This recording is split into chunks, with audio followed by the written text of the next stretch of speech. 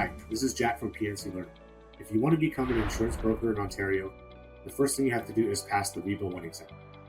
I'm here today to give you 5 tips on how to pass that exam as quickly and efficiently as possible.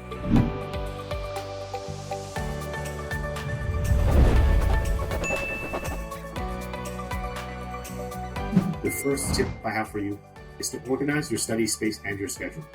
Designate a specific area in your home or in your office exclusively for studying to help you focus.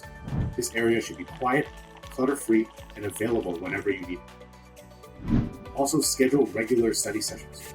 Break down the material into manageable chunks and assign certain chapters or modules to each day or week. Consistency is key, so try to study at the same time every day. Tip number 2 is to make sure you properly select your study materials and course provider. Who you study with and how you study can have a big impact on how quickly and efficiently you can pass the exam.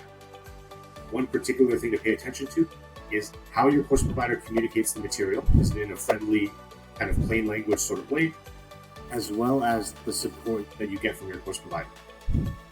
If they just give you a book and you're kind of left to study on your own, that may not be the right fit for you. Tip number 3 is to practice active learning techniques. That means summarizing information in your own words, creating flashcards for key terms, or even trying to teach the material to somebody else. If you have children, they're a great captive audience for this. Also, regularly self-test to assess your understanding and retention of the material. Within our programs, you'll find quizzes and assessments spread throughout the course to help you with this. Tip number 4 is to form or join a study group. Collaborating with peers can provide you with some mutual support, allow you to share ideas, and clarify any doubts.